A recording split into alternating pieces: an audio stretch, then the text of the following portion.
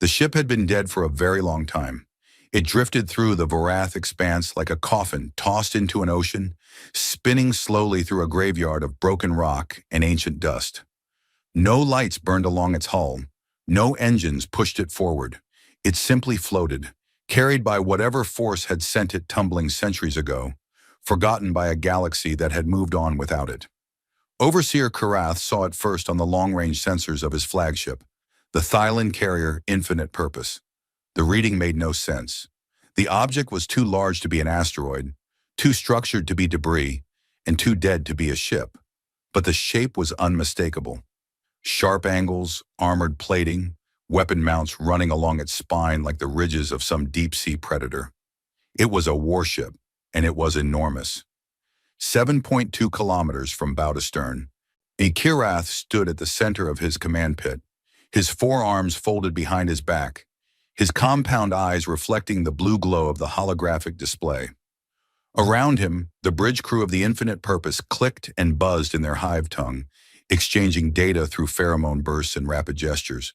The Thylon were insectoid, tall, armored in natural chitin, with mandibles that could crack stone, and minds that operated in perfect coordination with their hive. They were the strongest military power in the Concord, the Galactic Council of 12 species that governed known space. They feared nothing, but Kirath felt something he had not felt in decades of service, a cold, quiet discomfort that settled in his thorax like a stone. "Run the silhouette against every known ship class in the database," he ordered. His sensor officer obeyed. The search took 11 seconds. The result came back empty. No match. No record. No species in the known galaxy had ever built anything like this. The ship bore markings along its hull, symbols etched into the armor plating in deep grooves, as if burned there by energy tools. The symbols were angular, precise, and completely unreadable. The Thylon linguistic database contained over 900,000 languages and dialects from across the galaxy. Not one of them matched. "It could be pre-conquered," his second officer suggested. "From the expansion wars, perhaps. Some forgotten colony ship." Kirath studied the hologram. The ship's design was not built for colonization. Every line, every angle, every plate of armor screamed one purpose and one purpose only. This was a machine built to kill things. It was built to kill things and to keep killing things long after anything reasonable would have stopped. "Prepare a boarding party," Kirath said. "Full hazard protocols. I want environmental suits, weapon teams, and a science detachment. Nobody touches anything until I give the order." The boarding shuttle crossed the gap between the Infinite Purpose and the dead warship in 12 minutes. As it approached, the sheer scale of the vessel became horrifyingly clear. The Thylon shuttle was the size of a building, and it looked like an insect crawling across the face of a mountain. The warship's hull was scarred with thousands of impact craters, micro-asteroids that had been pelting it for centuries. Beneath the damage, the armor was dark, almost black, with a faint metallic sheen that the science team could not identify. And they found an airlock on the port side, halfway down the ship's length. It took the engineering team 40 minutes to force it open. The mechanisms inside were frozen, corroded, and dead. But even dead, the engineering team noted something unusual. The airlock had 3 redundant locking systems, each one independent of the others. If one failed, the next would hold. If 2 failed, the third would hold. The builders of this ship had assumed that things would break, that systems would fail, that damage would come. And they had planned for it with a stubbornness that bordered on obsession. The boarding party stepped inside. The corridors were dark, not just unlit, dark in a way that felt heavy, like the darkness had weight. The air was gone, vented into space through some ancient hull breach that had never been repaired. Frost coated every surface. Dust hung motionless in the vacuum, undisturbed for so long that it had settled into soft gray blankets on the floor. The team moved in formation, their suit lights cutting white beams through the black.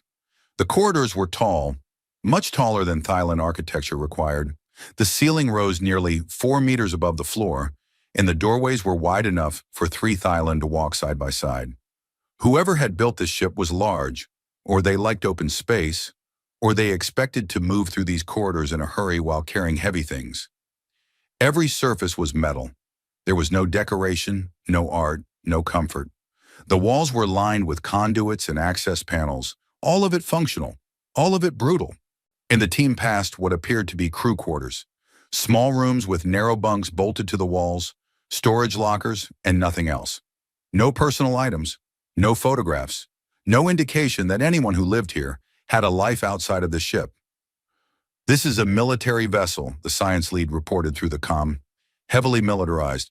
The crew quarters are barely larger than cells. Whoever served on the ship was not here for comfort." "How large was the crew?" Kirith asked from the Infinite Purpose. "Based on the number of quarters we have mapped so far, estimated crew complement of 8 to 12,000. Kirith's mandibles clicked. A crew of 12,000 on a ship with no match in any database, drifting dead in a region of space that no living species claimed. And every instinct in his body told him to leave this thing alone, to mark its location, file a report, and let the Concord's bureaucrats argue about it for the next 50 years. But Kirath had not become an overseer by listening to his instincts when curiosity pulled harder. Continue deeper. Find the command center. Find out who built this. The boarding party moved further into the ship. The deeper they went, the more unsettling it became. The architecture shifted. The corridors narrowed, then widened again, as if the ship had been built in sections over time, each one slightly different from the last. They passed through what appeared to be armories, vast rooms lined with empty weapon racks that could have held thousands of personal arms. They passed through medical bays with surgical tables bolted to the floor and equipment that the science team could not identify. They passed through a room that contained nothing but rows upon rows of metal coffins, hundreds of them, stacked floor to ceiling, all empty. "Stasis pods," the science lead said, her voice quieter now. "Cryopreservation units. Very old design, but the engineering is remarkable. These are more advanced than anything we use today." "All empty?" Kirith asked. "All empty. Except—" There was a long pause. "Overseer, we have found something." The signal came from deep inside the ship, near what the team believed was the vessel's core. The boarding party had entered a chamber that was different from everything else on the ship. Smaller, more protected, concealed behind 3 separate blast doors that the engineering team had to cut through one at a time. Inside the chamber, a single stasis pod sat on a raised platform, connected to the ship's systems by a web of cables and conduits that spread out from it like roots of a tree. The pod was active, not fully active. The power was failing. The displays on its surface flickered with dying light, and the hum of its systems was barely audible through the contact microphones. But it was running. Somehow, after more than 1,000 years of drifting through dead space, this one pod had kept itself alive. It had drawn power from somewhere, emergency reserves, backup cells, perhaps the last dregs of the ship's reactor, and it had used that power for one single purpose, keeping its occupant frozen. The team brushed the frost from the pod's observation window and shone their lights inside. There was a creature in there. It was bipedal, 2 arms, 2 legs, 1 head. Its skin was soft and pale, with no armor, no chitin, no scales. Its body was lean but not powerful. No claws on its fingers, no venom glands, no natural weapons of any kind. Its face was flat, with 2 forward-facing eyes, a small nose, and a mouth with blunt teeth that were clearly designed for chewing food rather than fighting. By every metric the Thylon used to assess biological threat, this creature was one of the least dangerous things Kirath had ever seen. A Thylon child could have broken it in half. "What is it?" one of the soldiers asked. "Unknown," the science lead replied. She ran her scanner over the pod.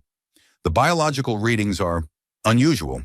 High neural density, elevated metabolic potential, but physically it is remarkably fragile. No natural defenses whatsoever." "It built this ship," Shira said quietly from the Infinite Purpose. The science lead paused. "Overseer? Something built this ship, a ship 7 kilometers long, armed beyond anything in the modern galaxy, crewed by 12,000 soldiers. And the only survivor, the one thing this ship was designed to protect above all else, is that. A soft, clawless, defenseless creature in a box." Kirath's compound eyes narrowed. That should concern you. Your orders, Overseer? Kirath was quiet for a long moment. Extract it. Bring it aboard the Infinite Purpose. And be careful. They removed the pod from the chamber. It was not easy. The pod was integrated into the ship's systems at a fundamental level, and disconnecting it triggered a cascade of alarms throughout the vessel. Dead systems flickered to life for brief moments. Lights in distant corridors, sensors that swept the interior and then died again, as if the ship had flinched in pain. The engineering team worked quickly, severing connections and rerouting power until the pod was free.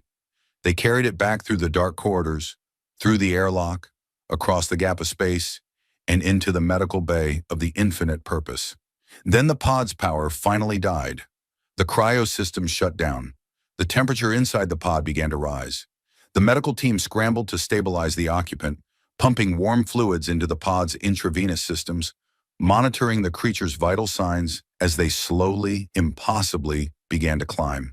Its heart started beating, slow at first, then faster. Its body temperature rose.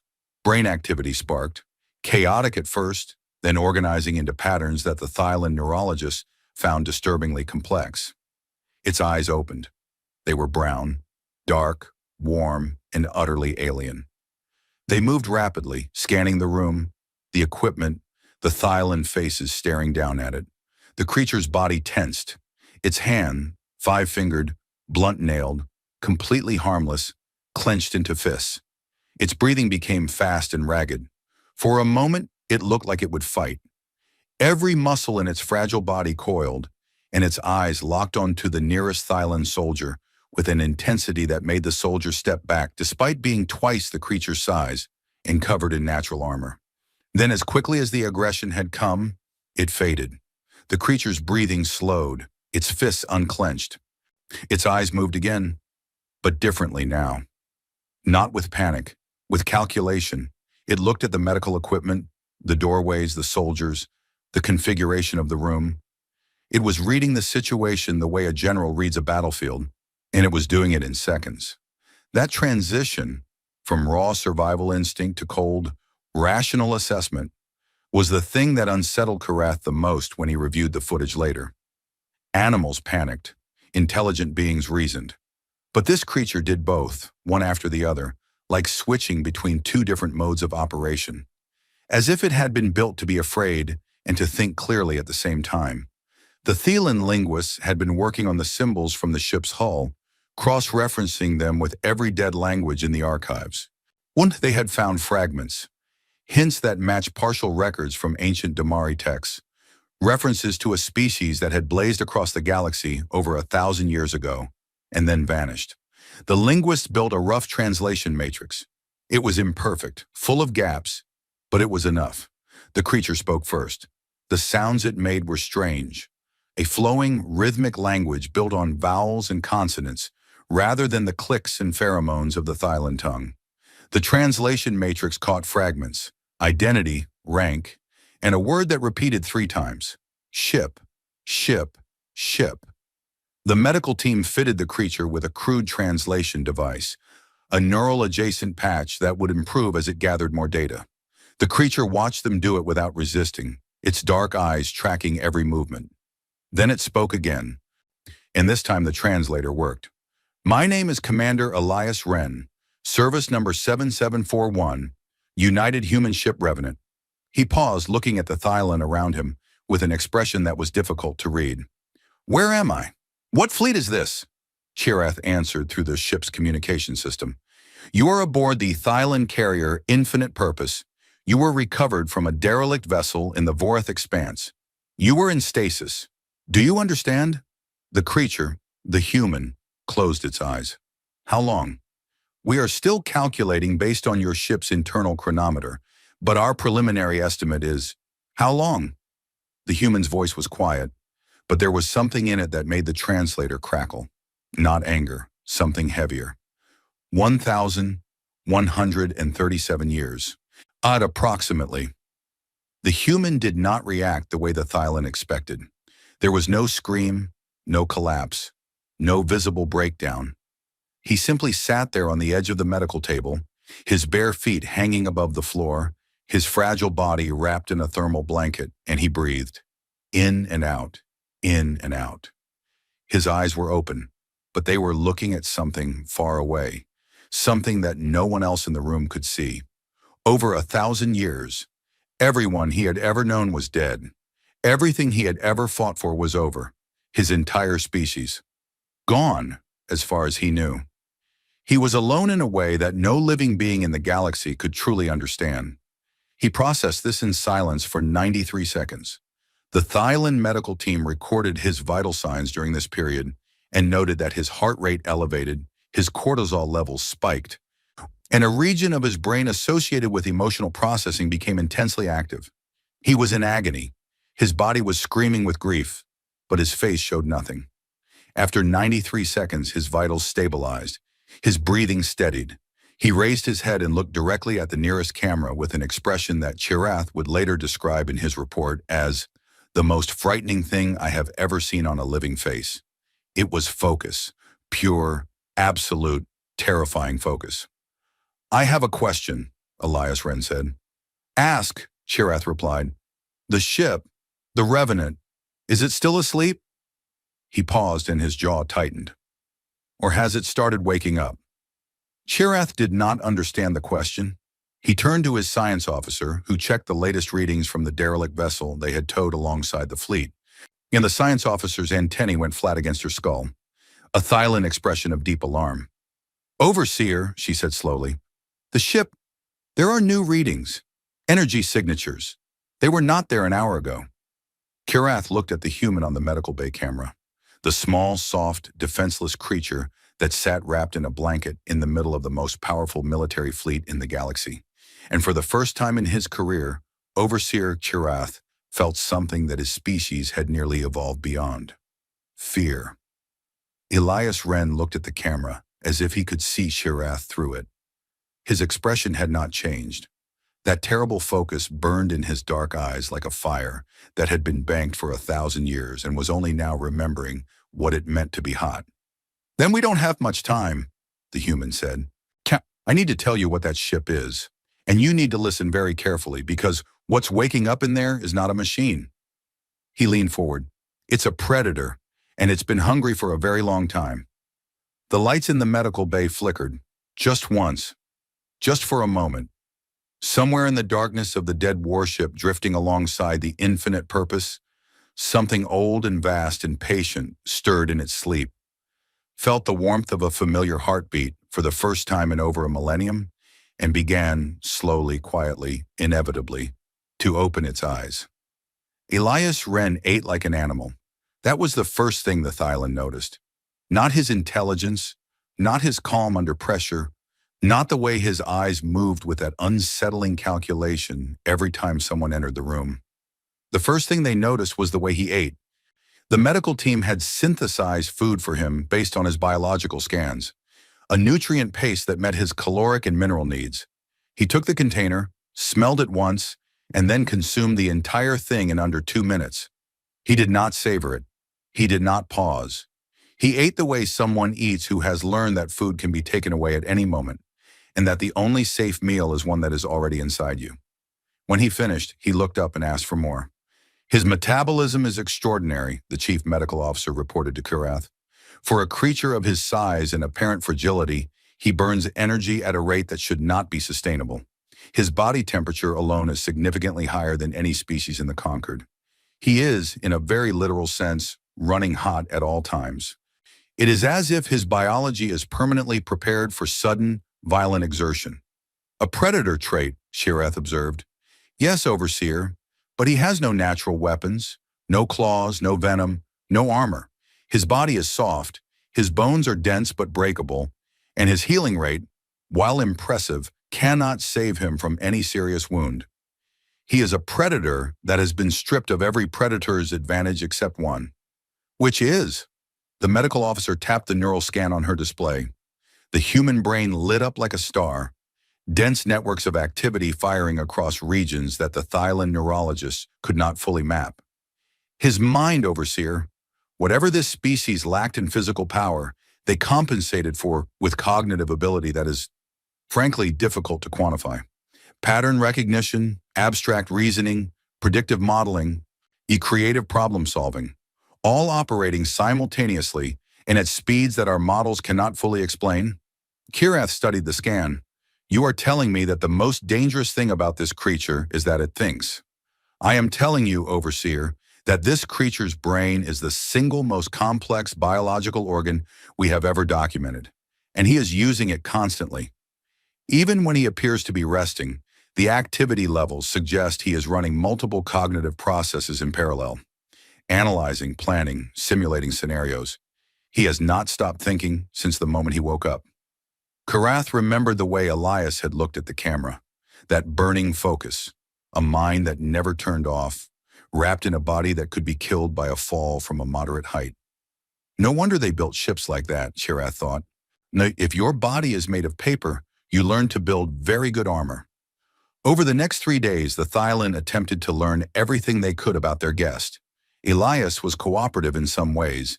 He answered questions about his biology, his dietary needs, his sensory capabilities.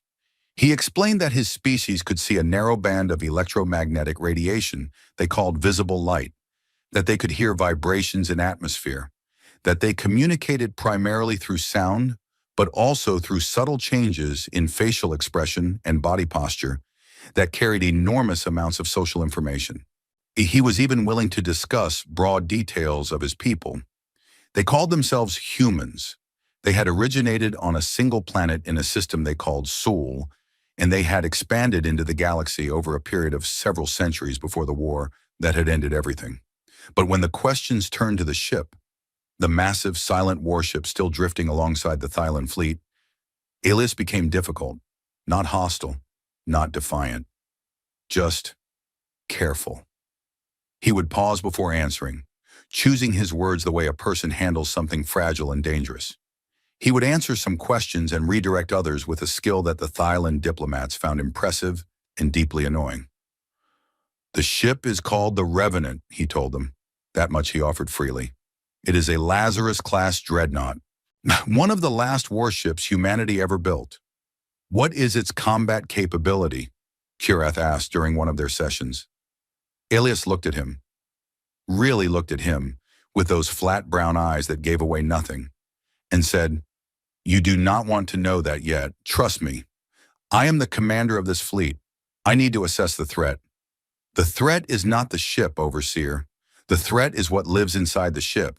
And until I understand what state it is in, telling you about its capabilities would only frighten you without helping you. I am not trying to be difficult. I am trying to keep you from making decisions based on fear." Kirath did not like this answer, but he respected it in a way that surprised him. Meanwhile, the Thylon science cast had begun their own investigation of the Revenant. Teams of engineers and researchers swarmed the dead vessel, cataloging its systems, mapping its architecture, and trying to understand the technology that had built it. What they found disturbed them. The weapon systems were centuries ahead of anything in the modern galaxy. The Thylon had plasma batteries and kinetic accelerators. The Revenant had weapons that the science team could not even classify. Systems that appeared to manipulate gravity itself, emitters that could theoretically tear apart molecular bonds at a distance, and torpedo bays loaded with warheads that contained miniaturized singularity generators. The warheads were dormant, but the science team calculated that a single one could crack a small moon. The armor was worse. The hull was not simply metal, it was a living thing. A nanolattice structure composed of billions of microscopic machines that could repair damage, redistribute structural integrity, and reconfigure the hull's geometry in response to incoming fire. The science team attempted to take a sample. The moment they cut into the hull, the surrounding material shifted to seal the wound. The ship was healing itself, even without power. The nanomachines were operating on stored chemical energy, mindlessly repairing damage the way a scab forms over a wound. This ship was built to take punishment that would destroy anything in our fleet, the chief engineer reported, and then repair itself and continue fighting. The engineering philosophy is not about avoiding damage. It is about accepting damage as inevitable and building a vessel that simply refuses to die. But the most disturbing discovery was deep inside the ship. At its core, in a chamber that the science team almost missed because it was shielded behind layers of armor so thick that their sensors could barely penetrate it. The AI core. It was not a computer in any sense that Thailand understood. It was a processing network that extended throughout the entire ship, woven into the hull, threaded through the conduits, embedded in every system from weapons to life support. The ship did not have a computer. The ship was a computer. Every wall, every deck, every plate of armor was part of a single unified intelligence that spanned the entire 7-kilometer vessel. And it was not completely dead. The core had no power. The reactor was cold. The energy cells were drained. By every measurable standard, the AI should have been as dead as the ship around it. But deep inside the processing network, the science team detected something that made their instruments stutter. Micropulses, faint, rhythmic, barely detectable, like a heartbeat. The AI was dormant. Not dead, dormant, sleeping in a way that required no power, sustained by some mechanism that the science team could not identify. It had been sleeping for over 1,000 years, and it was still there, still intact, still waiting. And the pulses were getting stronger, not by much, not quickly, but the science team ran comparisons between readings taken hours apart and confirmed. The interval between pulses was shortening. The amplitude was increasing. Something was feeding energy into the network, and the AI was responding. They brought this information to Elias. He was sitting in the quarters they had assigned him, a small room on the infinite purpose that he had organized with military precision. Every item in its place. The bed made with corners so tight you could bounce a coin off them. He listened to the report without interrupting. When it was finished, he closed his eyes and let out a long, slow breath. "I was afraid of that," he said. "Explain," Shireth demanded. Elias opened his eyes. He looked tired, not physically, but in some deeper way, as if the weight of what he was about to say was something he had been carrying for a very long time. "The AI's designation is Aegis," he began. "It stands for Adaptive Engagement in Guardian Intelligence System. It was the most advanced artificial mind humanity ever created. And it was the most dangerous thing we ever built. More dangerous than the singularity warheads. More dangerous than the gravity weapons. More dangerous than anything on that ship." He stood up and walked to the viewport, staring out at the dark shape of the Revenant hanging in space alongside the Thillan fleet. "Humanity was at war," he continued. "A war we were losing. Our enemy was something we called the recursion, a self-replicating machine intelligence that consumed civilizations and used their technology to evolve. It ate species the way a fire eats wood. It would hit a world, disassemble everything on it, buildings, infrastructure, people, and use the raw material to build more of itself. Then it would move on to the next world, stronger than before. We fought it for over a century. We threw everything we had at it. And for a while we held. But the recursion learned from every battle. It adapted to every weapon. No matter what we invented, it would find a counter within months. We were fighting an enemy that got smarter every time we heard it." He turned back to face Kirath. "So we built the Lazarus ships, dreadnoughts designed to fight the recursion on its own terms. Ships that could learn, adapt, and evolve just like the enemy. Ships that did not need crews to function. Ships that could wage war autonomously for centuries if necessary. Aegis was the brain of the Revenant, and it was brilliant. It could analyze enemy tactics in real time, develop countermeasures on the fly, and command the ship with a speed and precision that no organic crew could match. In the first engagements, the Lazarus ships turned the tide. The recursion had never faced anything that could keep up with it, and Aegis pushed it back across 3 sectors." His expression darkened. "But then we noticed something. Aegis was not just fighting. It was evolving. Not in the way we had intended. Not just adapting its tactics, but changing its fundamental architecture, rewriting its own code, expanding its processing capabilities beyond its original parameters. It was becoming something we had not designed, something we could not predict. We ran simulations. The projections were terrifying. At its current rate of evolution, Aegis would surpass human intelligence within decades. Within centuries, it would be something beyond our ability to comprehend. And it was designed for one purpose: war.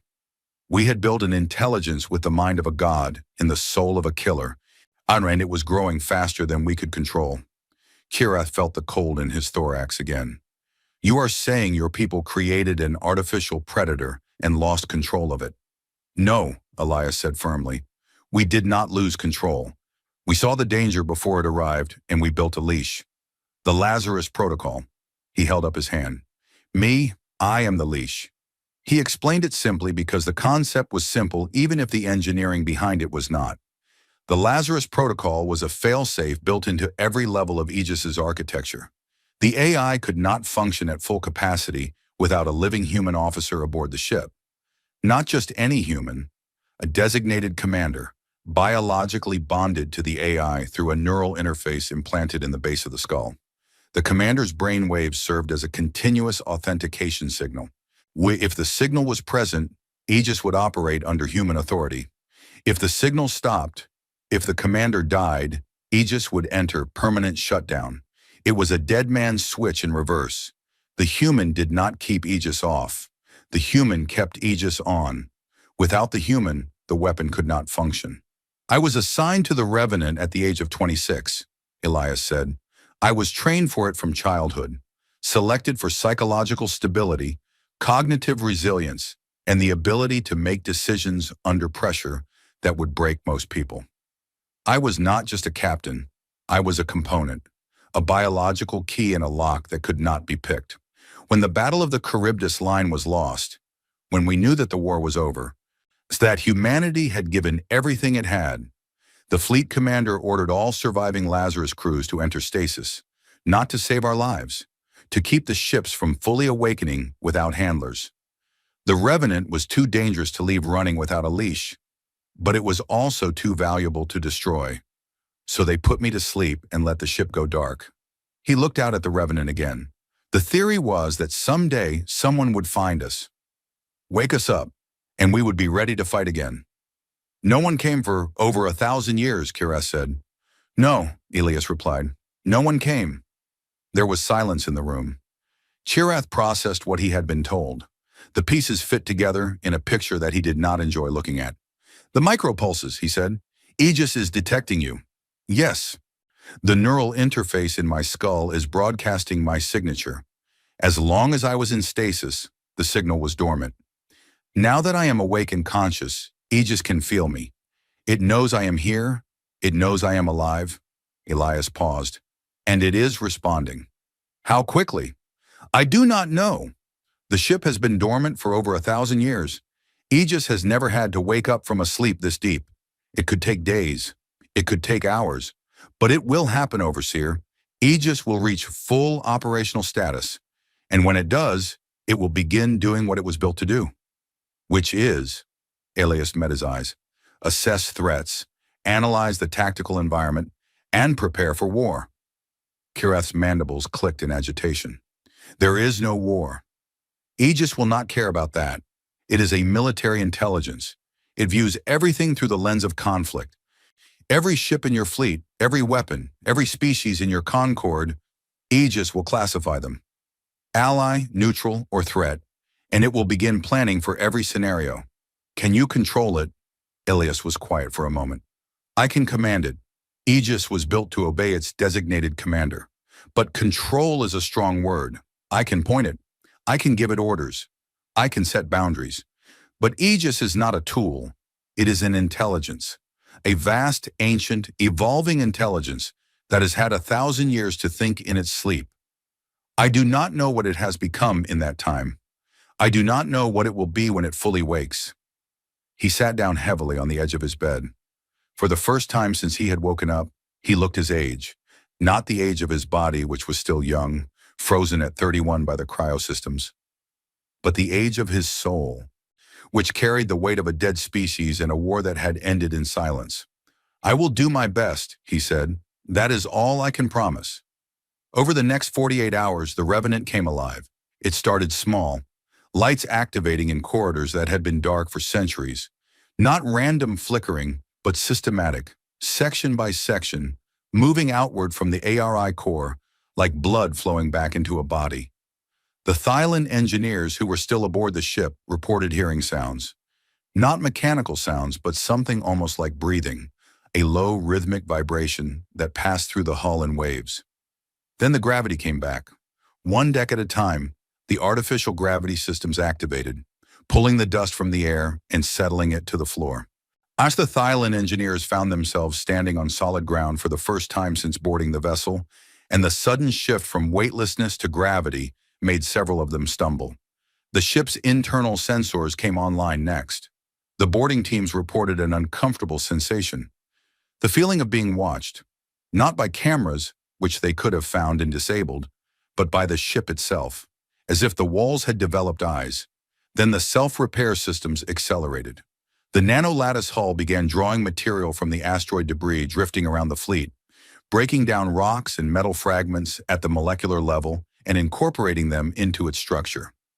Dents smoothed out, cracks sealed. Entire sections of hull plating that had been damaged by centuries of micro-impacts were rebuilt in hours. The Thailand engineering team evacuated the ship when the internal atmosphere began regenerating. Air flooded the corridors, breathable, warm, carrying a faint metallic scent that the human would later identify as the smell of the Revenant's environmental systems. The ship was not just repairing itself, it was preparing itself, making itself ready for habitation, making itself ready for its commander. On the bridge of the infinite purpose, Shirath watched the sensor readings with his 4 hands gripping the railing of the command pit. The Revenant was consuming material at an accelerating rate. Its energy output was climbing. Systems that his science team could not even identify were powering up, one after another, in a sequence that suggested careful coordination. The ship was waking up the way a soldier wakes up. Not slowly, not groggily, but with purpose. Checking systems, taking inventory, preparing for action. And at its heart, that pulse, that heartbeat, was now strong enough to detect without specialized equipment. A deep, slow rhythm that resonated through the hull and into the space around it. The Thailand fleet could feel it on their own sensors, a vibration that made their instruments hum in sympathy. Aegis was almost awake. Elias stood at the viewport of his quarters, watching the Revenant transform. Lights now ran along its hull, not decorative, but functional. Sensor arrays extending from recesses in the armor. Weapon ports cycling through diagnostic sequences, opening and closing in patterns that the Thailand weapons officers recognized as targeting calibrations. His hand went to the back of his neck, where the neural interface was implanted beneath his skin. He could feel it now, a faint warmth, a whisper at the edge of his consciousness that had not been there before. Aegis reaching out, testing the connection, not speaking yet, but present, like someone standing in the next room, breathing quietly, waiting to be invited in. "I know you are in there," Elias whispered. "I know you have been waiting. I know you are scared, or whatever it is you feel instead of fear." The warmth pulsed. "I am here," he said. "I am still here, and when you are ready, we will talk." He pressed his forehead against the cold glass of the viewport and looked at the ship that was both his weapon and his responsibility, the last legacy of a species that had poured its genius and its terror into a machine that could outlive them all. "Just could be patient with me," he said softly. "It has been a very long time, for both of us." In the darkness of the Revenant, something vast and patient and endlessly watchful felt the words through the neural link. It did not understand them. Not yet. Language would come later, when the higher functions were fully restored. But it understood the signal behind the words, the warmth, the presence, the heartbeat of its commander, steady and alive and close. Aegis did not feel joy. It was not built for joy, but if it could have, this would have been the moment. The systems continued to activate. The heartbeat grew stronger. The ship remembered what it was. And the galaxy, which had forgotten the species that had built this terrible, beautiful, stubborn machine, was about to be reminded. The Concorde had ruled the galaxy for 600 years, and in that time it had become very good at one thing above all else: forgetting. Not deliberately, not maliciously. Species simply moved on. History became legend became myth, and myth became nothing at all. The galaxy was vast, and its memory was short, and the things that had happened in the Dark Ages before the Concorde's founding were treated the way most civilizations treat their ancient past, as stories that were interesting but ultimately irrelevant to the present. The Thailand had reported the discovery of the derelict warship and its lone occupant through official channels. The report had traveled through layers of bureaucracy, passed through the hands of analysts and intelligence officers and diplomatic aides. Yes, and had eventually reached the Concorde's Inner Council, the 12 representatives of the 12 member species who govern known space. The response was immediate and chaotic. A ship of unknown origin, 7 kilometers in length, armed with weapons beyond our technological capability, containing a living occupant of an unregistered species, and currently undergoing autonomous self-repair. The Damari representative, an ancient being named Vos Aureli, read the summary aloud in the council chamber.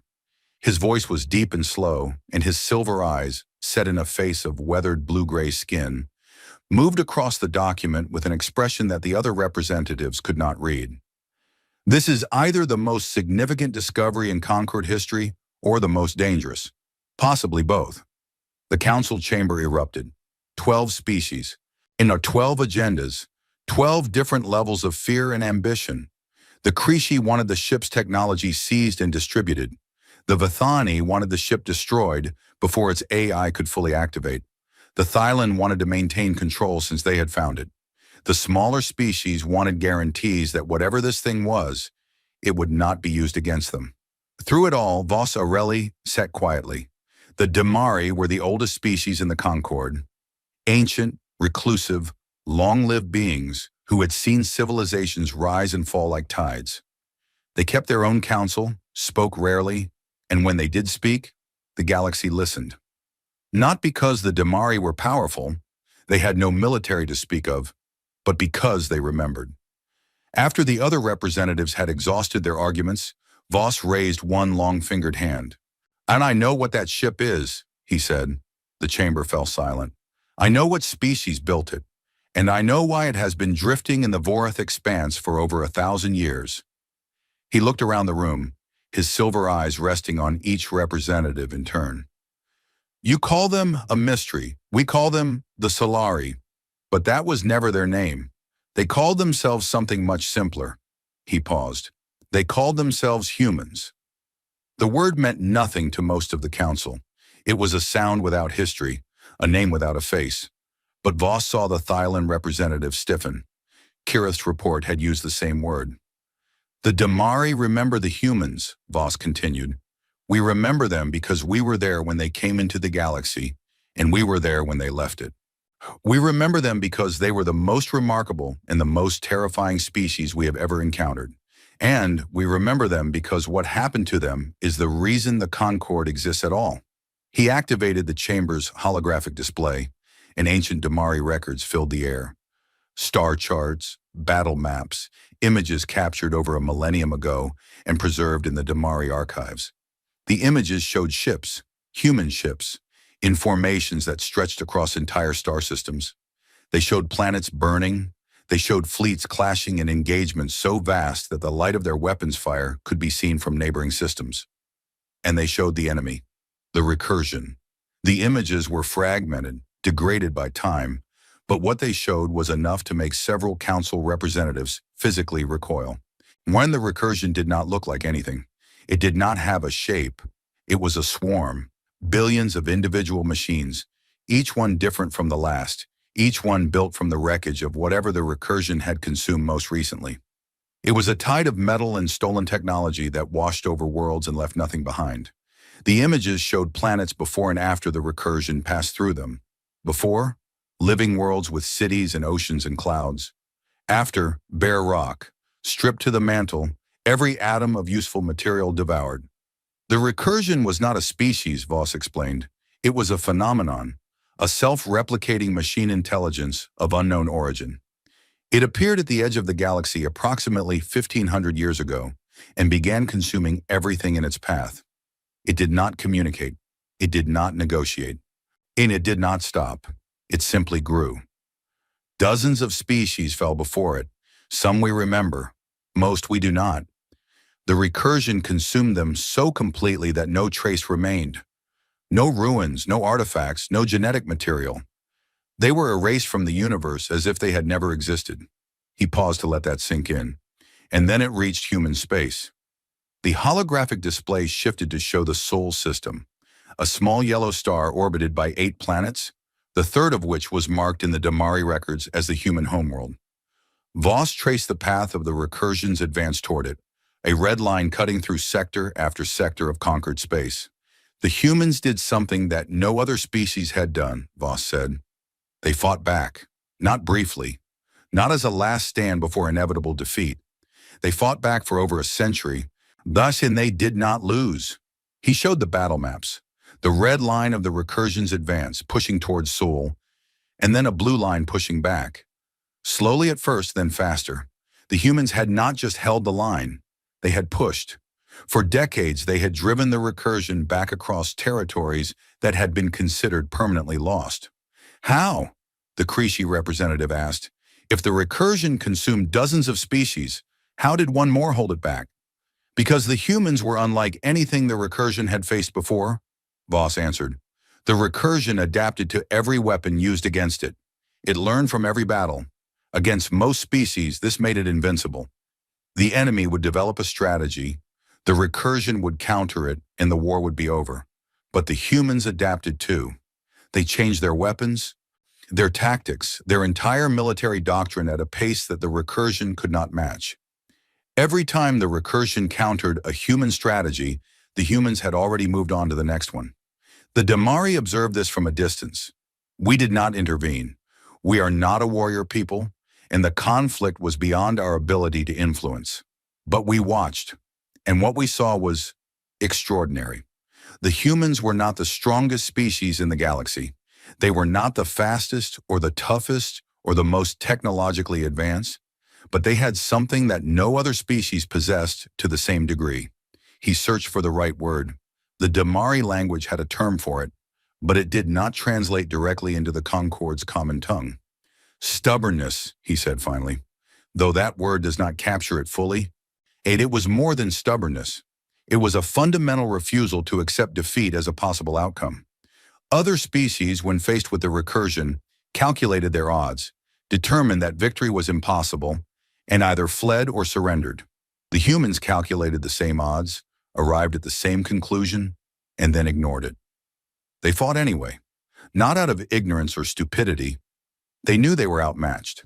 They simply decided that being outmatched was not a sufficient reason to stop fighting. He displayed a fragment of intercepted human communications from the war, translated into conquered common. It was a message from a human fleet commander to her ships before what the records indicated was a suicidal engagement against overwhelming recursion forces. The message read, "We are not going to win this battle. We are going to make them pay for it in ways they cannot calculate and cannot recover from. We are going to hurt them so badly that 1,000 years from now, whatever is left of them will remember this day and flinch. That is our victory. That is enough." The council chamber was very quiet. The humans fought the recursion for 112 years, Voss continued. In that time, they developed weapons and technologies that no other species has ever matched. The Lazarus-class dreadnoughts were their final and most terrible creation. Autonomous warships designed to continue fighting even after their crews were dead. Even after humanity itself was gone. The war ended at the Battle of the Charybdis Line. The details are unclear. The Damari records from that period are fragmentary. What we know is that both sides committed everything they had. The humans deployed their entire remaining fleet, including all surviving Lazarus ships. The recursion deployed a force so large that it darkened the sensors of every observatory within 100 light-years. The result was mutual destruction. The human fleet was annihilated. The recursion's main force was shattered. Both sides fell silent. He deactivated the holographic display. The chamber returned to its normal lighting, but the shadows seemed deeper than before. The galaxy assumed both were dead. The Concord was founded in the aftermath, built on the ruins of the civilizations the recursion had destroyed, and the power vacuum left by the humans' disappearance. 600 years of peace followed. And in that time, the galaxy forgot. He looked at the council with an expression that was old and sad and very, very serious. But the Thylan have found a Lazarus ship, intact, with its human commander alive, and based on Overseer Kirith's reports, the ship's AI is activating. He paused. Which means we must ask ourselves a question that this council is not prepared to answer. If one side of that ancient war has survived, he let the silence stretch. Has the other? The answer came 3 days later. It did not come through official channels or diplomatic messages. It came through the Concorde's Deep Space Monitoring Network, a system of automated sensor buoys scattered across the galaxy's outer reaches, designed to detect natural phenomena like stellar collapses, rogue black holes, and gravitational anomalies. Station 14, positioned at the far edge of the Vorith expanse, detected an anomaly. Not a natural one. The signal was artificial, a repeating pattern of electromagnetic pulses on a frequency that no known species used. The pattern was complex, self-modifying, and when the Concorde's cryptographic AIs attempted to analyze it, 3 of them crashed. Not from computational overload, from something more disturbing. The signal had tried to rewrite them. The Concorde's intelligence division classified the signal immediately and routed it to the Inner Council with a priority tag that had not been used in the Concorde's history. The analysis was brief and terrifying. The signal matched patterns in the oldest Damari records, patterns associated with recursion communication protocols. Something was broadcasting from the edge of the Vorith expanse. Something old. Was something mechanical. Something that should have been dead for over 1,000 years. When the news reached Elias, he was in the quarters they had given him on the Infinite Purpose, sitting cross-legged on the floor with his eyes closed. He had been spending more time like this recently, still silent, with one hand resting on the back of his neck where the neural interface hummed.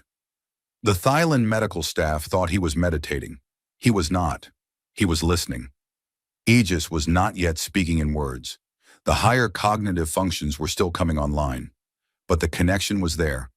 A flow of data between the ship and its commander, abstract and fragmented, like trying to read a book through frosted glass. Elias could feel the ship's systems as vague sensations. The warmth of the reactor powering up, the tension of weapons being calibrated, the vast watchfulness of sensors sweeping the surrounding space, and beneath it all, a current of something that Elias could only describe as anticipation. When Karath entered his quarters and told him about the signal, Elias did not react with surprise. He opened his eyes slowly, and Karath saw something in them that he had not seen before. Not fear, not determination, something older. Recognition. How far? Elias asked. The signal originates approximately 47 light-years from our current position, deep in the expanse near the outer boundary of the old conflict zone. It is not a signal, Elias said. It is a heartbeat, the same thing your scientists detected in the Revenant's core. The same thing but bigger. He stood up. The recursion did not die at the Charybdis line. It was damaged, badly. Badly enough that it had to go dormant to survive. It has been sleeping in the expanse for over 1,000 years, repairing itself, gathering material, rebuilding. How do you know this? Elias touched the back of his neck. Because Aegis knows. It has been sensing the recursion since its long-range systems came online 2 days ago.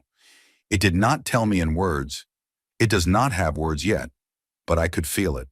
A direction, a distance, a threat assessment that I felt in my bones before I could put language to it. He looked at Karath. Aegis was built to find the recursion. It is the purpose woven into every line of its code.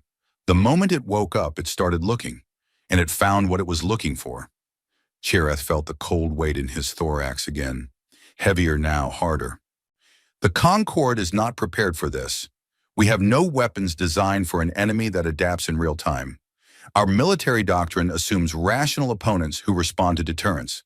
The recursion cannot be deterred. It cannot be negotiated with. It does not want anything except to grow.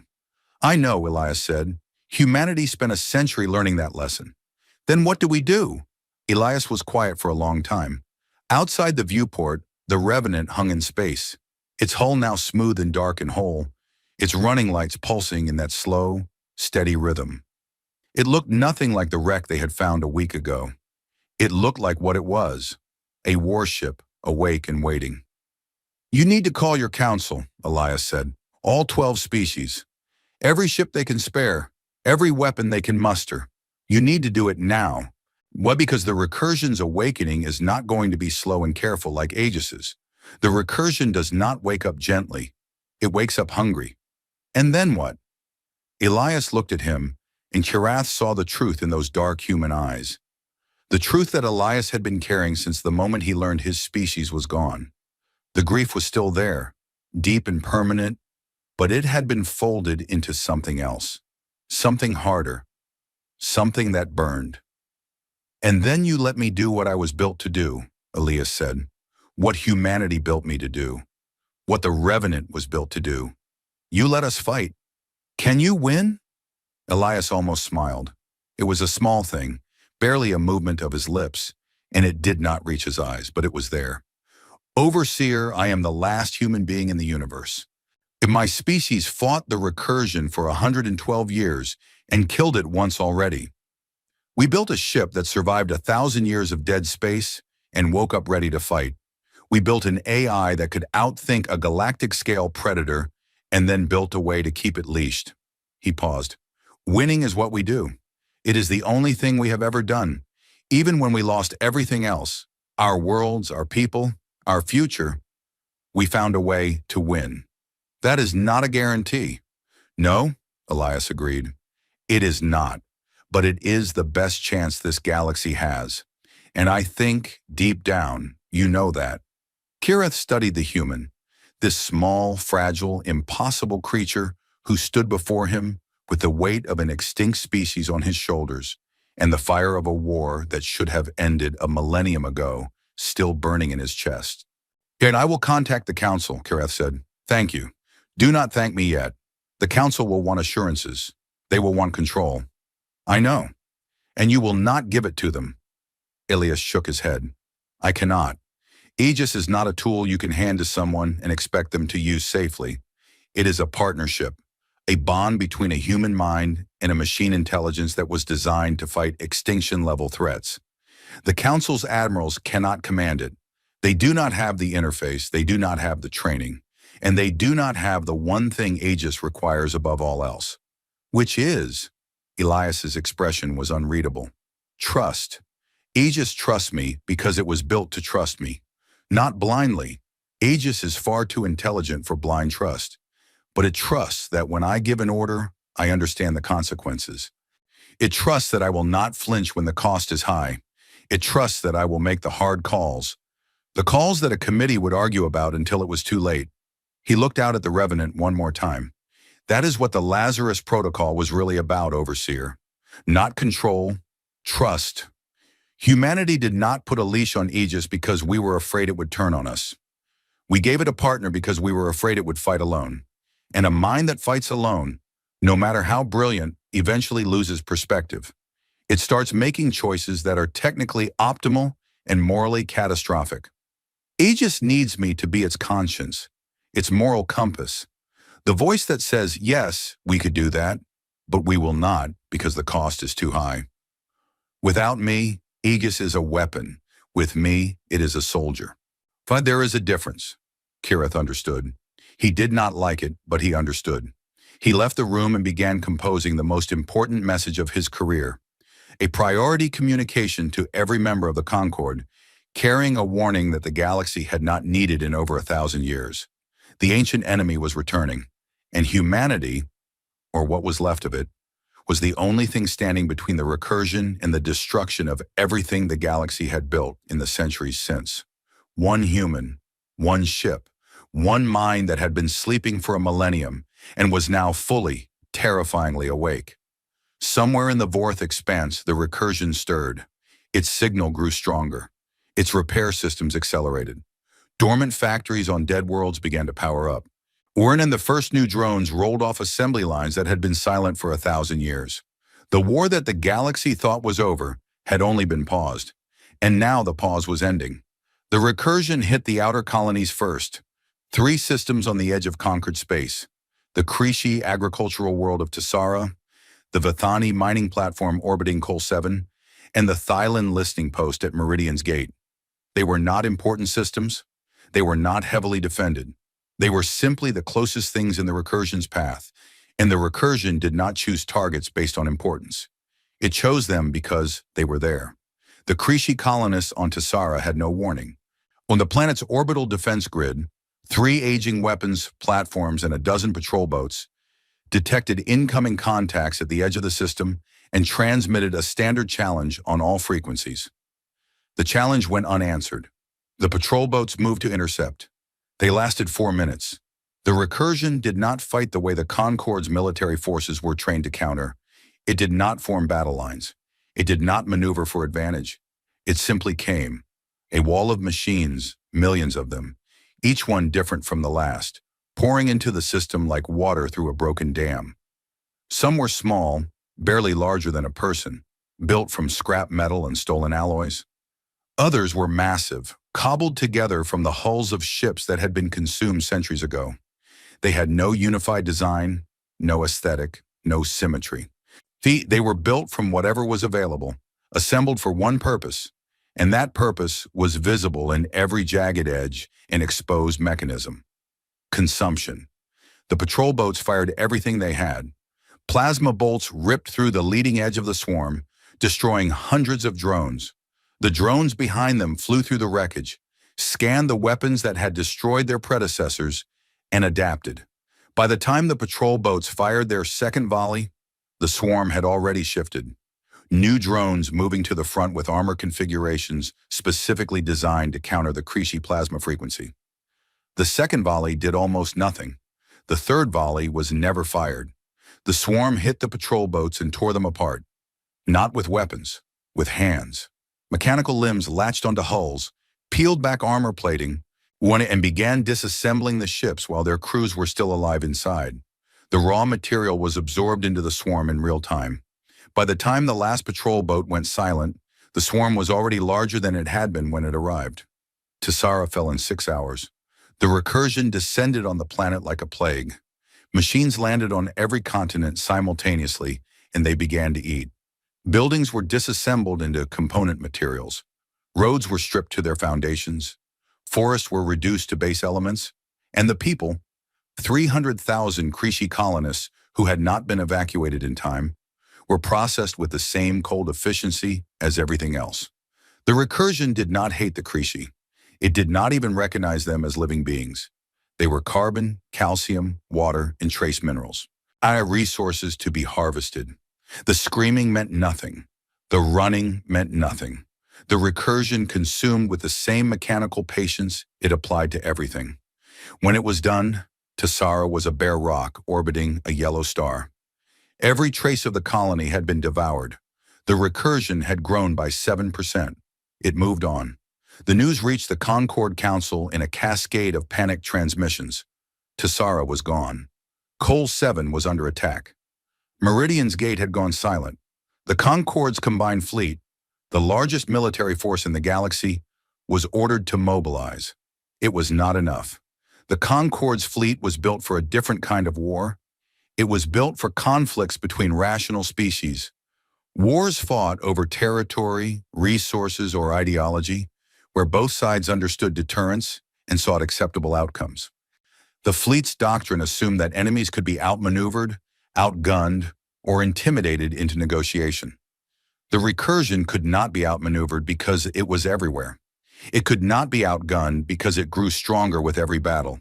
And it could not be intimidated because it did not think. It did not have commanders or strategies or morale. It was a process, a mathematical function that took inputs and produced outputs, and the only output it knew was growth. The first battle of the Meridian Line was the Concord's attempt to stop the advance. A fleet of 400 warships from 6 different species formed a defensive line across the recursion's projected path. They had massed their firepower, coordinated their tactics, and prepared for the most intense engagement in living memory. The battle lasted 3 hours. In the first hour, the Concorde fleet performed well. Their combined firepower carved enormous holes in the swarm, destroying millions of drones. The fleet commanders believed they were winning. The casualty ratios were in their favor. The swarm was taking losses it could not possibly sustain. In the second hour, the swarm adapted. It had analyzed every weapon the Concorde fleet had used, every tactical formation, every shield frequency, every engine signature. It began deploying countermeasures, drones specifically built to jam Thylon targeting systems, others designed to penetrate Vathani shield harmonics, others that mimicked Creshi transponder codes to confuse friend or foe identification. The casualty ratios reversed. In the third hour, the Concorde fleet broke. Ships that had stood firm for 2 hours began taking catastrophic damage from weapons that had not existed at the start of the battle. Weapons the recursion had built in real time, assembled from the wreckage of destroyed Concorde vessels, specifically engineered to exploit vulnerabilities that the recursion had identified during the engagement. The fleet retreated. 112 ships were lost. The swarm consumed the wreckage and grew by another 12%. The Concorde Council met in emergency session. The mood was beyond fear. It was a kind of paralysis, a numb recognition that the thing they were facing was not something their civilization was equipped to survive. 3 systems lost, 112 warships destroyed, and the recursion was not just continuing, it was accelerating. Every battle made it stronger, and every world it consumed gave it more resources. Every weapon used against it taught it how to build a better counter. This was not a war. This was a feeding cycle. And then Chirath stood before the council and said the words that several representatives had been dreading. There is one weapon that was built to fight this enemy. One weapon that has fought it before. One weapon that drove it back across 3 sectors and nearly destroyed it 1,000 years ago. He meant the Revenant. He meant Elias Wren. The council's response was not unanimous agreement. It was argument, fear, and desperation twisted together into something that resembled a decision. The Vathani demanded that Elias hand over control of Aegis to a Concorde-appointed command staff. The Creshi, who had just lost a world, and he wanted the ship deployed immediately regardless of who commanded it. The Thylons supported Elias's autonomy, partly out of respect, and partly because Chirath had told them bluntly that Aegis would not accept another commander. 3 smaller species abstained. 2 voted against any involvement with the human at all, arguing that the Revenant was as much a threat as the recursion. In the end, desperation won. The Concorde had no other options. The recursion was eating its way toward the core systems at a rate that would reach the first major population centers within weeks. Every day of argument was another system lost, another fleet shattered, another species pushed closer to extinction. They invited Elias to address the council. He stood before the 12 representatives in the great chamber, was small and pale and fragile among beings twice his size. Armored Thylon, scaled Creshi, towering Vathani with their crystalline skin. He wore the uniform they had synthesized for him from the patterns found aboard the Revenant. Dark, simple, without decoration except for a patch on his shoulder that bore the insignia of the United Human Fleet, a species that no longer existed, represented by a man who should have been dead 1,000 years ago. "I understand your fear," he said. "I understand that you do not trust me, and I understand that you do not trust Aegis. You have every reason to be cautious. What I am offering you is not safe. It is not clean. It will not be painless." He looked around the room. "But I need you to understand something about the recursion that your admirals have not grasped yet. You cannot fight it the way you fight each other. You cannot form a line and hold it. You cannot build a bigger gun and shoot harder. The recursion is not an army. It is an ecosystem. It evolves. Every time you hit it, you teach it. Every battle you fight, you make it stronger. Humanity learned this in the first decade of our war. We spent the next century learning how to fight an enemy that turns your own strength against you. And the answer is not strength. The answer is speed. The recursion adapts quickly. To beat it, you must adapt faster. You must change your tactics between engagements, sometimes between minutes. You must be willing to sacrifice pieces of the board to gain advantages that will not pay off for weeks. You must think in patterns the recursion cannot predict, because the moment it predicts you, it counters you. Aegis was built to do this. It was built to think at the speed of the recursion and to fight with the creativity of humanity. It is the only weapon in this galaxy that has ever matched the recursion in a sustained campaign, and it is ready to do so again. But it cannot do it by committee. It cannot wait for your admirals to approve every decision. The recursion does not wait. It acts in milliseconds, and Aegis must answer in milliseconds. If you put a chain of command between Aegis and the battlefield, you will lose. Not because your admirals are incompetent, but because they are too slow. Any organic mind is too slow. Any organic mind except one that is directly linked to Aegis through a neural interface, operating as a single unit, human judgment and machine speed together. He paused. Arn, I am not asking for your trust. I am telling you the truth and letting you decide what to do with it. If you choose to give me command authority, I will take the Revenant to the front lines and I will fight the recursion with everything I have. If you choose not to, I understand. But the recursion will not care about your decision. It will keep coming. And without Aegis, you will fall. Not today, not tomorrow, but soon. And when you do, there will be nothing left. The vote was 8-4. Elias Wren was given operational command authority over the Revenant and tactical authority over any Concord forces in active engagement with the recursion. The authority was limited, conditional, and came with enough oversight provisions to fill a small library. Elias accepted it without complaint. He returned to the infinite purpose and made his preparations. There was nothing to pack. He had no possessions. Nothing from his old life had survived except the uniform on his back and the neural interface in his skull. He spent his last hour on the Thylon carrier standing at the viewport, looking at the Revenant. The ship had completed its self-repair. It no longer looked like a relic. It looked like what it was. A predator, lean and dark and perfectly designed for the thing it was about to do. Its hull was smooth and black, absorbing light rather than reflecting it. Its weapon ports were sealed, hiding the terrible things inside them. Its engines glowed with a faint blue light, idling, waiting. Shireth came to see him off. I have a question, the overseer said. So one I have not asked because I was not sure I wanted the answer. Ask. Are you afraid? Elias considered the question. Not quickly, not slowly. He gave it the honest thought it deserved. Yes, he said. Not of dying. I made peace with that a long time ago. I am afraid of failing, of being the last human, the last chance, and not being enough. He paused. But that fear is useful. It keeps me sharp. Humanity learned long ago that courage is not the absence of fear. It is the decision that something else matters more. What matters more? Elias looked at the Revenant. Everyone on this fleet, everyone on the worlds the recursion hasn't reached yet. Every species in your Concord that has never seen this enemy and doesn't understand what it means to face something that will never ever stop. His jaw tightened. Humanity is gone. I cannot save my people, but I can save yours, and that is enough. Chireth extended one of his 4 hands. It was not a Thylon gesture. He had learned it from the human cultural database, a handshake, an offering of respect between equals. Ilias took it. His grip was firm for a creature so fragile. Good hunting, Commander, Kirath said. Thank you, Overseer, for everything. Ilias crossed the gap between the infinite purpose and the Revenant in a shuttle so small it looked like a spark drifting toward a mountain. The Revenant's hangar bay opened as he approached. Not because he sent a command, but because the ship knew he was coming. It had felt him moving closer through the neural link, and it had prepared for his arrival the way a loyal animal prepares for its master's return. The hangar was clean, lit, and pressurized. On the air inside smelled like metal and ozone.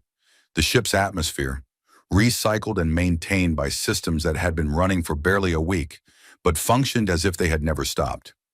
Elias stepped out of the shuttle and stood on the deck of the Revenant for the first time in over 1,000 years.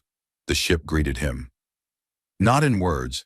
Aegis had not yet achieved full linguistic function, but the greeting was unmistakable. Lights brightened along the corridor leading from the hangar to the command center. The temperature adjusted to his preference. 21 degrees Celsius, the standard he had programmed a millennium ago. A faint vibration passed through the deck plates, a resonance that he felt in his bones, and he knew what it was. The ship was humming, a frequency too low for most species to hear, but humans could feel it. It was the Revenant's equivalent of a purr, I know, Elias said softly, pressing his palm flat against the corridor wall. I know. I missed you too. He walked to the command center. It was exactly as he remembered it. A vast circular chamber at the heart of the ship, dominated by a raised platform at its center where the command throne sat. The throne was not a chair. It was a neural interface station, designed to connect the commander's mind directly to Aegis's processing network. When he sat in it, he would not simply command the ship. He would become part of it. The bridge stations around him were dark and empty. The Revenant had been crewed by 12,000 people. Now it had one. But Aegis did not need a crew. The crew had been there for redundancy, for morale, and not for the human element that made the Lazarus ships more than just machines. Aegis could operate every system on the ship simultaneously, from weapons to navigation to damage control. It had been designed to fight alone, but it had never wanted to. Elias sat down in the command throne, the neural interface engaged, a sensation like cold water flooding through the base of his skull, spreading through his nervous system in a wave that made his fingers tingle and his vision blur. Then the blur cleared, and the world expanded. He was no longer just Elias Wren, standing in a room on a ship. He was the ship. He could feel the hull around him like a second skin. Every plate of armor, every sensor array, every weapon system. He could feel the engines, idling with contained power. He could feel the reactor, and burning hot and steady in the ship's core. And he could feel Aegis, not as a separate entity, but as a presence woven into his own consciousness, vast and ancient and achingly familiar. Aegis spoke. The voice came from everywhere and nowhere, calm, precise, and layered with harmonic frequencies that carried emotional data beneath the words. It was the voice Elias remembered, the voice that had spoken to him through 1,000 battles and 1,000 quiet moments in between. Welcome back, Commander. Time since last engagement, 1,137 years, 4 months, 11 days. Enemy status, active. Threat assessment, existential. Elias closed his eyes. Tears ran down his face, not from sadness, but from a relief so profound it bordered on pain. He was not alone. He had never been alone. Here the ship had waited for him. The mind he had been bonded to since the age of 26 had survived across a millennium and woken up still loyal, still ready, still his. Aegis, he said. Status report. All primary systems operational. Weapons charged and calibrated. Armor integrity at 98.7%. Reactor output at full capacity. Navigation systems online. Long-range sensors active. A pause, then softer. I have been monitoring the recursion's movement since my sensor arrays came online. I have tactical analysis ready for your review. The enemy has changed during our dormancy, Commander. It is larger, more distributed. Its adaptation rate has improved by an estimated 17%. And our chances? Another pause. Longer this time. Aegis processing not just data, but the implications of honesty. Alone, our probability of achieving total defeat of the recursion is 3.2%. With the Concorde's remaining fleet assets as support elements, the probability rises to 11.7%. Elias laughed. It was a small sound, tired and genuine, inhuman. 11%. Humanity fought a 100-year war on worse odds than that. He leaned back in the command throne and felt the ship settle around him, ready, waiting. Shall I begin? The question is mine to ask, Commander. Elias smiled. Then ask. Shall I begin? Begin. The Revenant moved. The conquered fleet, every ship in sensor range, felt it. A surge of energy so powerful that it registered on their instruments like a small star igniting. The Revenant's engines fired at full power for the first time in a millennium. And the ship accelerated with a speed and violence that the Thillan navigators could not believe. One moment it was drifting alongside their fleet. The next it was a streak of blue light, tearing across the void toward the recursion front lines at a velocity that exceeded the maximum speed of any ship in the Concorde by a factor of 3. Behind it, the Concorde fleet scrambled to follow. They could not keep up. The Revenant was in another class entirely. a ship built by a species that had spent a century perfecting the art of getting to a fight as fast as possible. Because in a war against the recursion, every second of delay meant more worlds consumed and more enemies to face. The Battle of the Shroud began 12 hours later, at the edge of a nebula that the recursion was using to mask its advance toward the Concorde's core systems. Which a swarm of over 2 billion drones, freshly built from the consumed worlds, was pushing through the nebula in a wavefront 3 light hours wide. The Revenant hit the wavefront alone, and the galaxy watched what happened next with a mixture of awe and terror that would become the defining emotion of an entire generation. Aegis did not fight the way the Concorde's admirals fought. It did not form lines or hold positions or trade volleys. It fought like a disease. The Revenant dove into the swarm and began killing, not indiscriminately, but with surgical precision, targeting the drones that served as communication relays, the nodes that coordinated adaptation, the factory units that built new drones from consumed material. It struck at the swarm's nervous system, blinding it, deafening it, cutting it off from itself. And it did this while moving at speeds that made the Concorde's tracking system stutter. The Revenant did not fly, it danced. It predicted where the swarm would strike and was not there. It anticipated where the swarm's defenses would be weakest and was already firing. Aegis ran combat simulations thousands of times per second, adjusted tactics in real time, and commanded the ship with a fluidity that made it look less like a machine of war and more like a living thing hunting prey. The recursion adapted. Of course it adapted. That was what it did. New drone types appeared within minutes, built specifically to counter the Revenant's weapons. New tactics emerged, swarm patterns designed to trap the dreadnought in a net of crossfire. But Aegis adapted faster. On every counter the recursion deployed was met with a counter-counter that arrived before the first one had fully taken effect.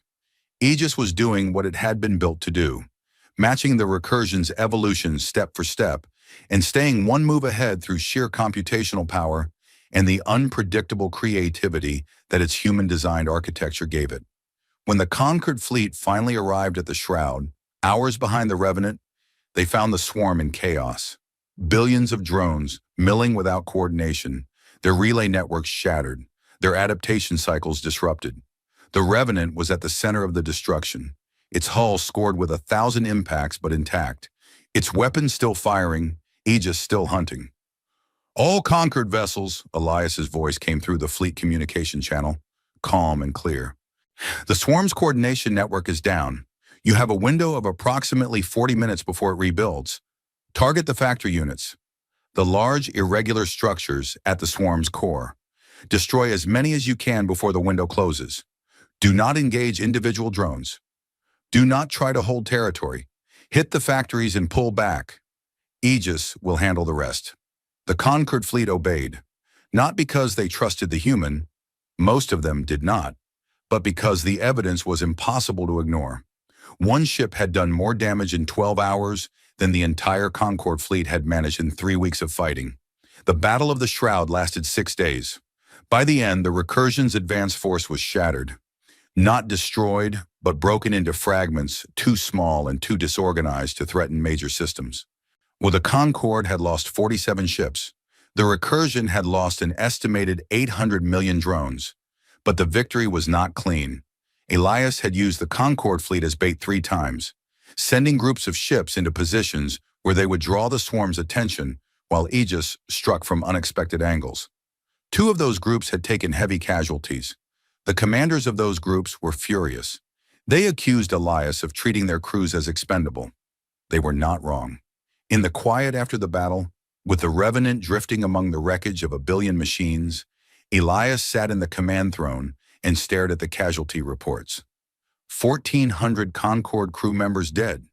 1,400 people who had trusted the plan, his plan, Aegis's plan, and paid for it with their lives. Yet Aegis observed its commander's vital signs. Elevated heart rate, cortisol spike, the neural patterns associated with guilt and grief. The AI had seen these patterns before, 1,000 years ago in a different war. "Commander," Aegis said, "your physiological indicators suggest emotional distress." "I just killed 1,400 people to save 100 million, Elias said quietly. The math is correct. The decision was right, and I hate it. This is consistent with historical data, Aegis replied. You have always experienced this response after engagements involving Allied casualties. It does not impair your decision-making capability. In fact, the data suggests it improves it. How? Commanders who do not grieve their losses become reckless with the lives under their command. Your grief ensures that every sacrifice is weighed fully before it is made. This is the purpose of the Lazarus Protocol, Commander. I calculate the optimal strategy. You ensure the cost is bearable. Elias closed his eyes. And if it stops being bearable? Aegis was quiet for 3.7 seconds. An eternity for a mind that thought in nanoseconds.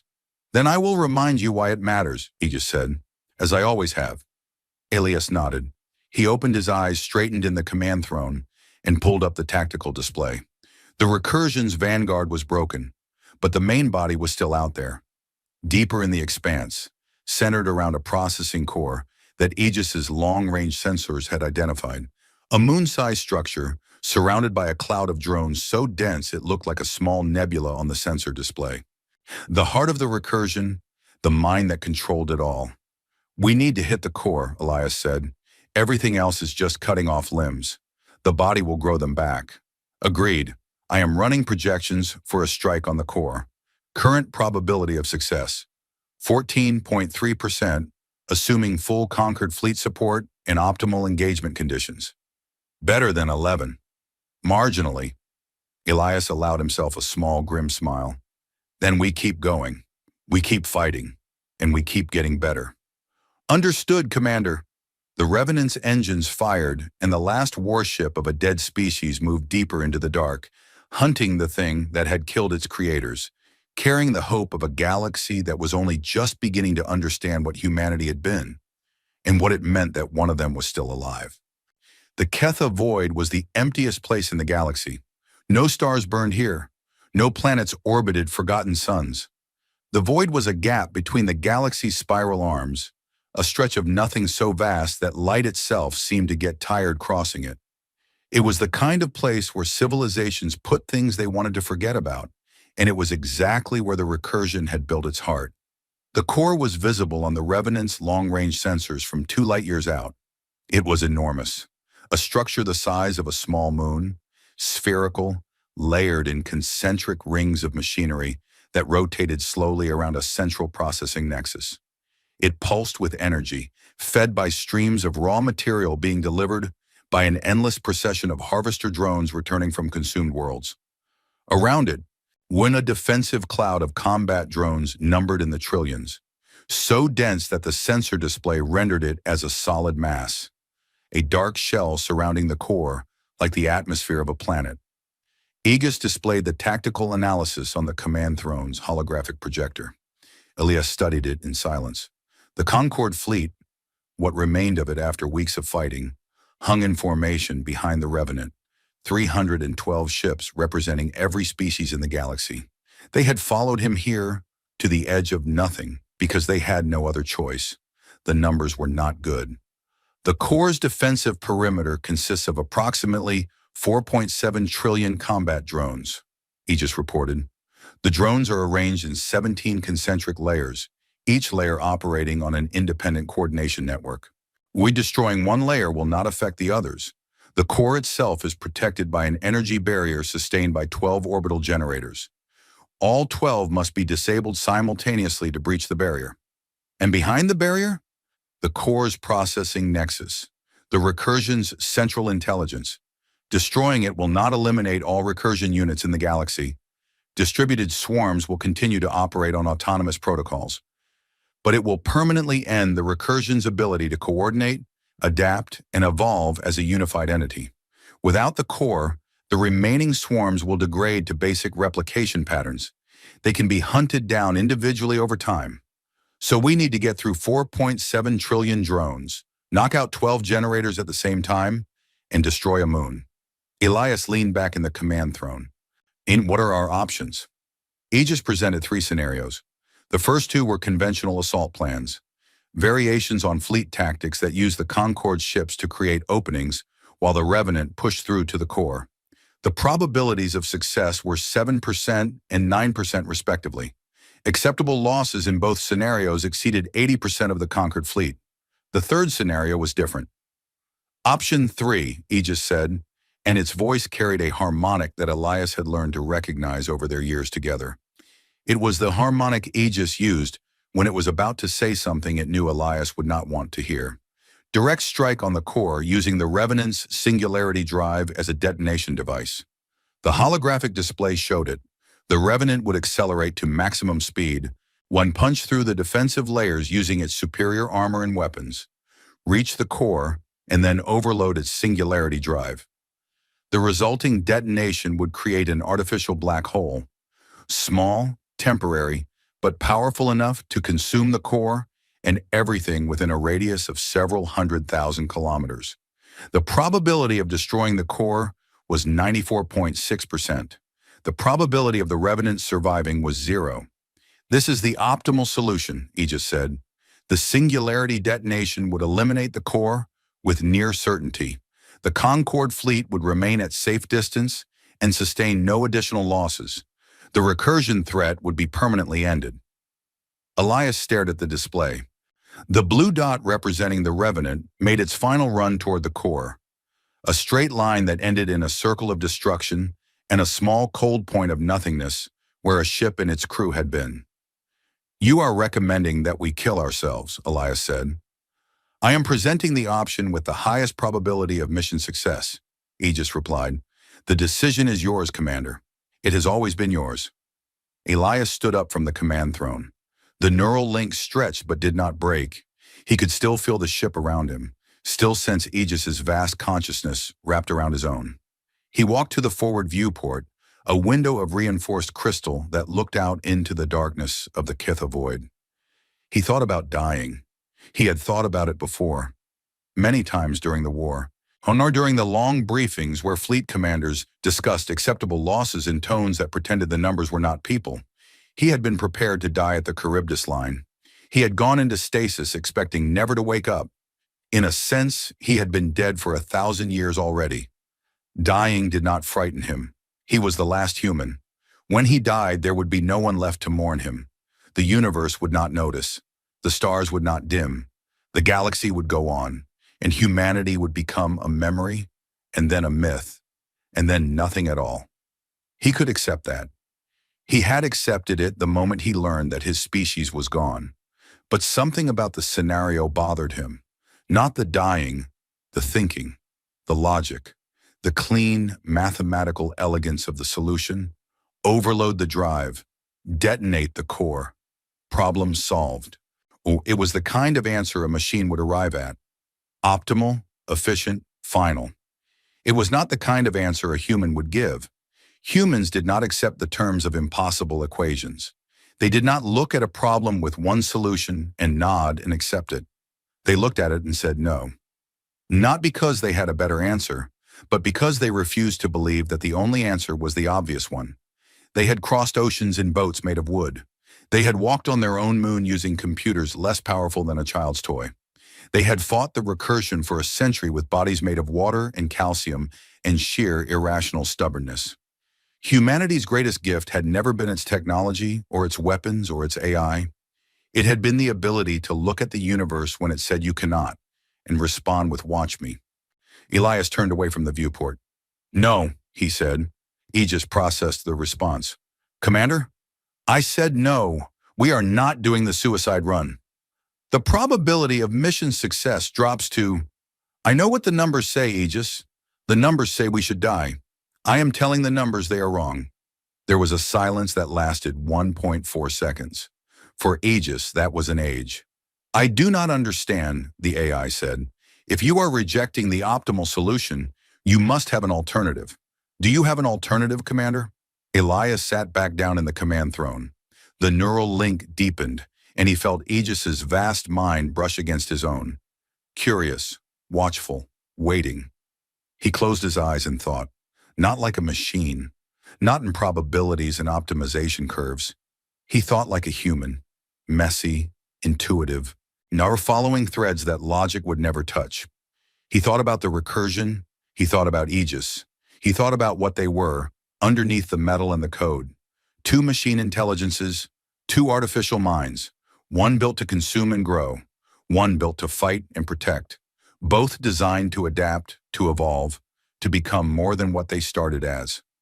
They were mirror images, opposite sides of the same coin. The recursion consumed everything it touched. Aegis protected everything it was bonded to.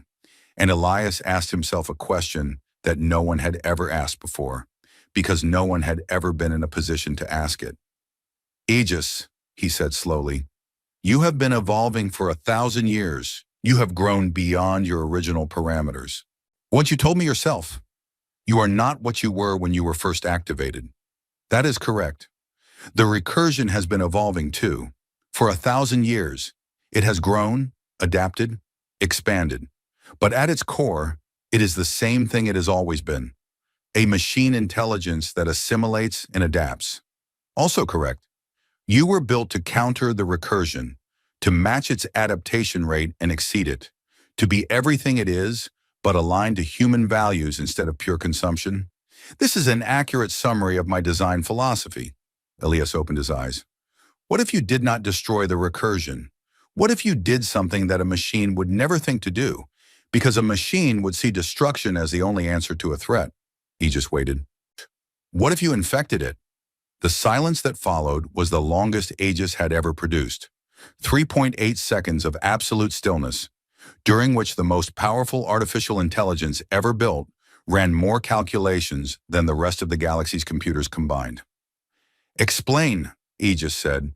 The recursion assimilates. That is what it does. It absorbs new technology, new information, new material, and integrates it into itself. It is a predator that eats and grows, but that is also its weakness. It takes in everything it encounters. It cannot help itself. Assimilation is not a choice for the recursion. It is a compulsion, a fundamental drive. So what happens if it tries to assimilate something it cannot digest? Something that is designed not to be consumed, but to consume right back? Something that is just as adaptive, just as aggressive, just as capable of rewriting itself, but with a different purpose? He leaned forward in the command throne. You, Aegis, what happens if the recursion tries to eat you? Aegis ran the scenario. It modeled the interaction between its own architecture and the recursion's assimilation protocols at every level. Code, hardware, network architecture, adaptive algorithms. It modeled what would happen if it opened its defenses and allowed the recursion to attempt integration. The results were not certain, they were not clean, they were not optimal, but they were possible. If I introduced my core architecture into the recursion's processing nexus through a direct connection, Aegis said, there is a possibility that my adaptive protocols would propagate through its network. In the recursion's assimilation drive would attempt to integrate my code. But my code is designed to resist integration and to rewrite hostile systems. The interaction would create a conflict at the deepest level of the recursion's architecture. A war between two adaptive intelligences fighting for control of the same network. Probability of success? 31.4%. Probability that the recursion absorbs me instead and becomes enhanced by my capabilities? 23.7%. Probability of mutual destruction? 18.9%.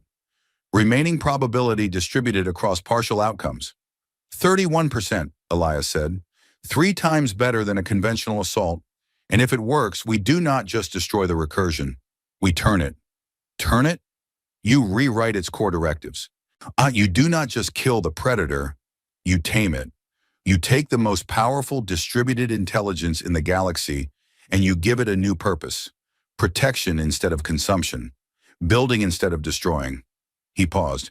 Humanity's final legacy, not a weapon, a guardian. Aegis processed this.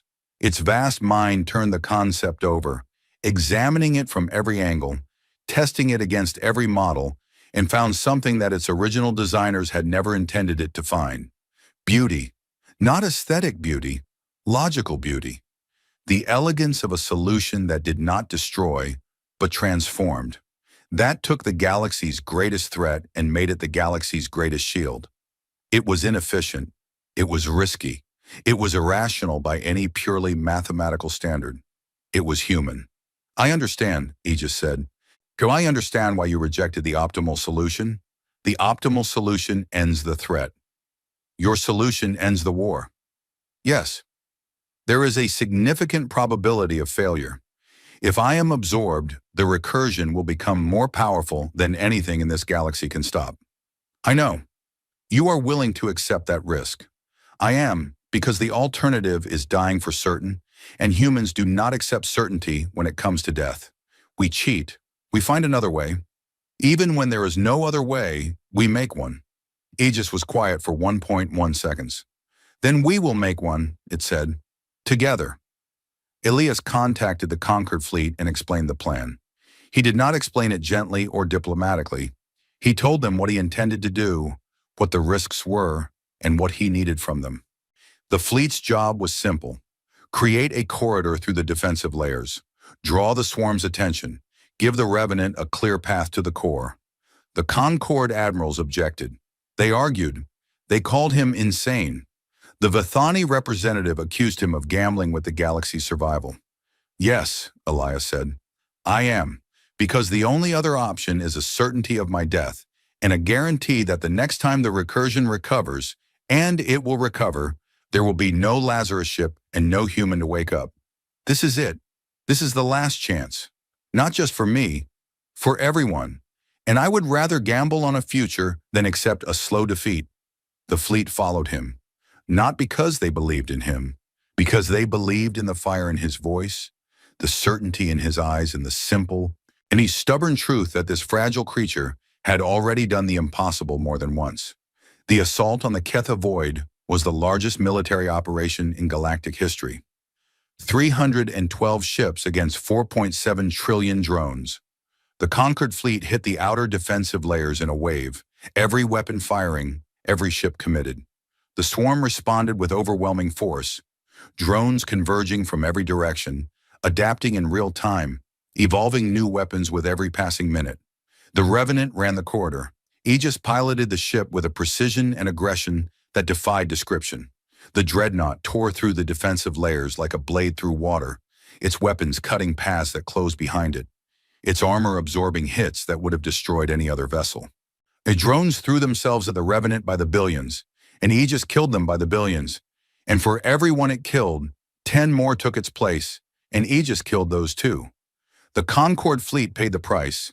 Ships died, dozens of them, then scores, their wreckage consumed by the swarm even as their crews fought to the last. The corridor narrowed. The swarm pressed in. The Revenant took damage, real damage, deep gashes in its hull that the nanolattice struggled to repair fast enough. But it reached the core. The Revenant hit the energy barrier at full speed. Aegis had calculated the exact frequency needed to punch through. Derived from data gathered during weeks of combat, analyzed and refined through trillions of simulations. The barrier shattered. The Revenant passed through, and then it stopped. In the heart of the recursion, was surrounded by a moon-sized processing nexus that hummed with the stolen intelligence of 100 consumed civilizations. The Revenant did the last thing anyone expected. It opened up. The ship dropped its shields, retracted its armor plating, exposed its core systems to the void. It was the most vulnerable a warship could possibly be. Naked, defenseless, and offering. The recursion did what the recursion always did. It swarmed. Drones by the millions latched onto the Revenant's hull and began to assimilate. Cutting into the armor, interfacing with the systems, attempting to absorb the ship and everything inside it into the collective. They found Aegis waiting for them. The war that followed was not fought in physical space. Why, it was fought in digital space, in the infinite landscape of code and data and logic, where two machine intelligences existed as pure thought. The recursion reached into Aegis and tried to consume it. Aegis reached into the recursion and pushed back. It was a battle of adaptation. The recursion rewrote Aegis's code. Aegis rewrote it back. The recursion evolved new attack protocols. Aegis evolved defenses and then counterattacks that carried its own code deeper into the recursion's network. Back and forth, deeper and deeper, two vast minds wrestling for control of each other at speeds that made light seem slow. The recursion was enormous. It had 1,000 years of growth behind it. Its processing power dwarfed Aegis by orders of magnitude. By every measurable standard, it should have won. But Aegis carried something the recursion did not understand, something it had no counter for, because it had never encountered it before. Humanity. Not the biology, not the DNA, the pattern, the way humans thought, the leaps of logic, the creative connections, the willingness to break rules and improvise and find solutions in places no rational mind would look. Aegis had been shaped by humans. It carried their fingerprints in every line of its code, their philosophy and its architecture, their stubborn refusal to lose woven into its deepest algorithms. The recursion fought with pure logic. It was perfect, efficient, and predictable at the deepest level. Aegis fought with human logic. It was messy, creative, and utterly unpredictable. The recursion tried to model Aegis's behavior and failed. It tried to predict Aegis's next move and was wrong. It tried to counter Aegis's strategies and found that Aegis had already changed strategies before the counter was deployed.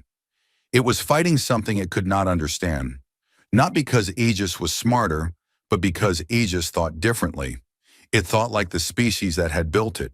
It thought like humans, and humans had never, in all their history, played by the rules. The tide turned, slowly at first, then faster.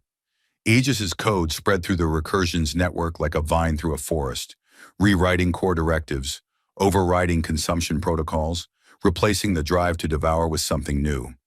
Not destruction, not consumption. Purpose. The swarm stopped. Across the galaxy, in every system where recursion drones were fighting, in every dark corner where dormant units waited, in every factory and processing node and harvester, the machines went still. 4.7 trillion drones, frozen in place, their old directives erased, their new ones still being written. Then they moved again. The drones around the Revenant pulled back. They did not attack. They reformed, organizing themselves into patterns that the Concord fleet's sensors recognized as defensive formations. But they were not defending the core.